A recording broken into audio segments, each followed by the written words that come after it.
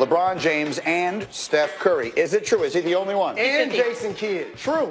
He says true, and the answer is true. He's got it exactly right. I feel like that one was easier. And we are delighted to bring Richard Jefferson into this conversation. Richard.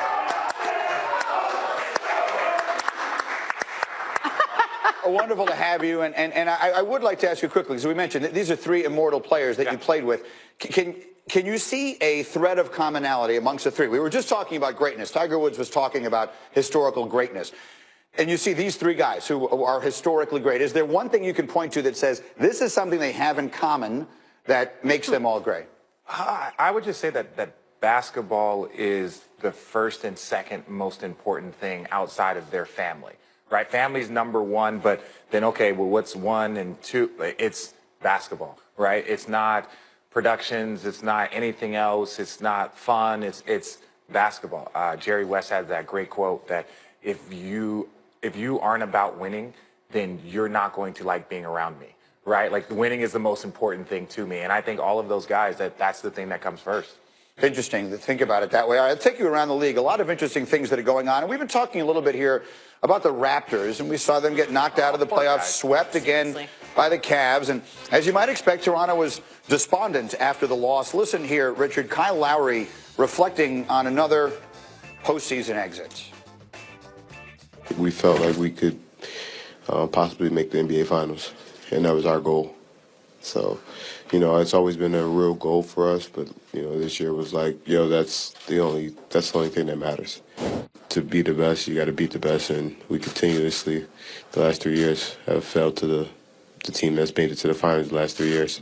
For me, it was championship or bust, and that's what I feel. That's what I really feel. So, wasted year for me. Wasted year. Wasted year. It's a strong word. You agree or disagree? I agree. I agree from the standpoint, that's the mentality that you have to have. When I hear people talking about, oh, you should blow up the Raptors, you can't blow up a team because they can't beat the best player on the planet. Let's say, hypothetically, the Cavs make it to the finals and lose to Golden State. Are you going to blow up, oh, we're going to trade LeBron, we're going to get rid of these guys because they can't beat Golden State? It's like, no one can beat Golden State. There's really not many people there's no one that has beaten LeBron in the last 7 or 8 years. You want your best players to have that mentality. Kyle Lowry goes into a season saying it's championship or bust. Whether you make it there, whether you lose to LeBron or whatever, those are the people that you want to hitch your wagon to in an organization for as long as you feel like they can be competitive as a high level. Oh, man, RJ, we disagree there, my brother. Because you don't go from being the #1 seed to getting swept in back-to-back playoffs. And for this Raptors team, it's not, for me, that they lost. It's how they lost. And what do you think about the benching of DeMar DeRozan when he didn't play the final 14 minutes in that game? There's a difference between benching someone and then going with what's working, right? He had two really good, game 1 and game 2. Had Valanciunas made the bunny tip in, no one's talking about that. That's the difference. We just look at the final product. Oh, they got swept, or they didn't play well, or he didn't play, at third quarter. Well, if that little tip-in goes in, that's one game, right? And then things can kind of snowball. You saw in the Indiana series. But, I agree with you, right? Like, it's how you lose. But at the end of the day, a loss is a loss. Everyone sits up here and wants to argue LeBron James's finals record, right? Because they're like, well, at the end of the day, a loss is a loss. But no one wants to sit, well, in Cleveland, the first time he didn't really have much. Then one of the losses, it was the first year he was together in Miami. Then one of the losses, they didn't have Kyrie and Kevin Love, right? Like, you might go into depth on that, but at the end of the day, a loss is a loss. Fair enough. Lost in the first round. But I want to go back to the first thing, because specifically on DeRozan, it's one thing to say, yes, you're going with what's working, but he's an all-star starting player. You wouldn't do that. If the rest of the Cavs are playing great at one point, the coach is not going to say, well, I won't put LeBron in for the fourth quarter because things are going well. Isn't that something the coach and the player are going to have to work on? Well, yes, they'll have to work it out, but I think you understand. You look at it, and I was at that game, and he's a -25.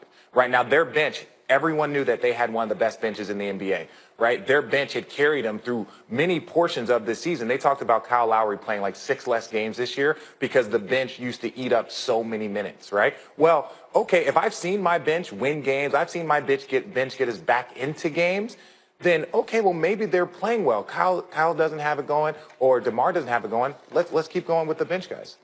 I want to bring up this thing with Rodney Hood. Yeah, to me, of all the things that happened yesterday, so a team source told ESPN yesterday that suspending Rodney Hood is, quote, not even a thought in Cleveland after he refused to check into the Game 4 blowout against the Raptors. For more perspective, Ty Lue tried to put Hood in the game during a timeout with 7:38 left in the fourth quarter. It's not as though it was 10 seconds left. 7.5 minutes. Cavs were up 30, and Hood refused to go in the game. Now, our Dave McMenamin says that Hood, quote, feels awful and plans to apologize to the team. So take us inside this. You're a teammate. This is not something I feel like we've heard happen very often. No, and I'll kid you not. With like 4 to 5 minutes to go, I'm sitting there, and I was doing the game 3 and game 4, and I was like, see, why don't you put in Rodney Hood? Because in my head, I view this as stress-free minutes. Let me go out there. I'm going to call a couple plays for you. Maybe I get one to go, and you can carry that momentum.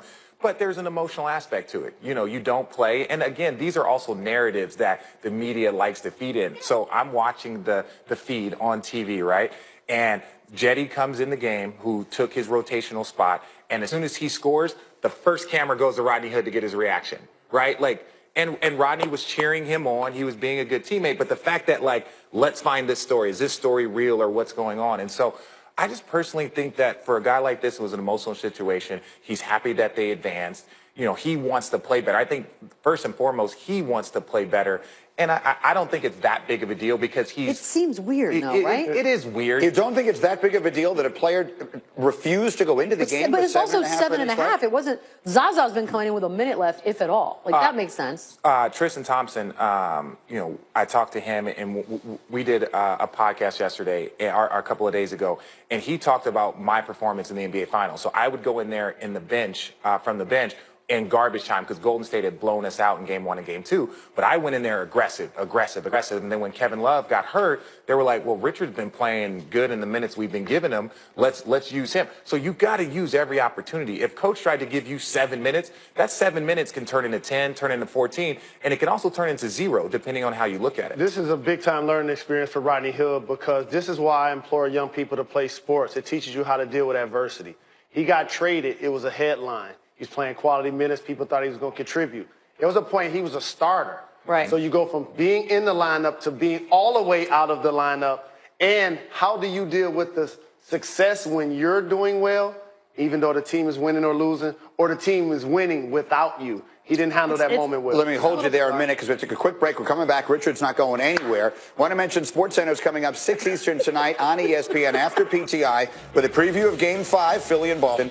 Full pregame coverage of Red Sox and Yankees and a look at the Tiger-Phil pairing at the Players. That's SportsCenter 6 Eastern on ESPN and the ESPN app. Yeah, we know Richard Jefferson's a great basketball player and a great podcaster and a great analyst, but he